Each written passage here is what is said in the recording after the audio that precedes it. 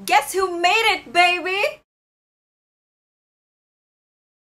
Yung totoo, sobrang hindi ko siya ina-expect. I mean, naalala ko pa ngayong umaga, nalaman kong finalist ako eh. Siyempre, busy ako nun.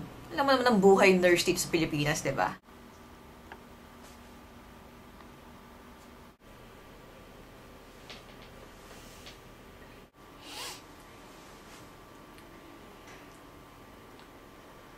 Nagising ka na. Dali, basahin mo ang nasa Facebook mo.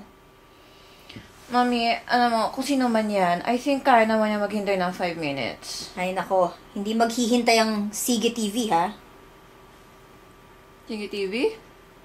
Ano sabi? Dali, basa. Gumising ka na.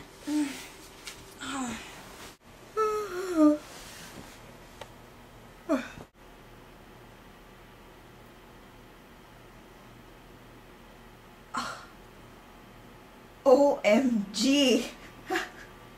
O sige, pwede ka nang sumigaw. Talaga, no?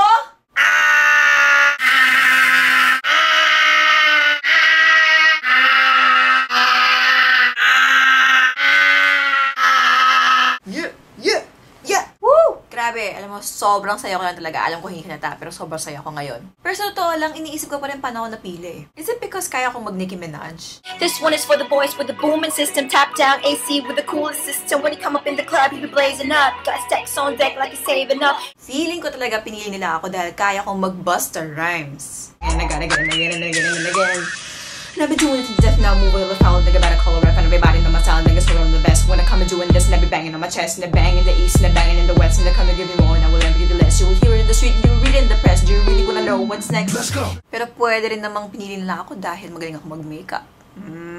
O yan, tama yan. Kunin niyo yung babaeng yan. Makakatipid tayo sa makeup artist niyan.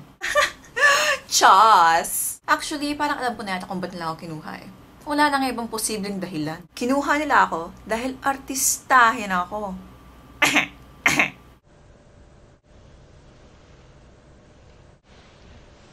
Alam mo, wag kang filingera. Kinuha ka nila dahil madaldal ka. Actually, maraming salamat po sa inyong lahat at mas lalo na po sa Sige TV. Anatan po para sa Sige Star. Woo! Para ako ng ampanya. Until we meet again. Mwah, mwah, mwah.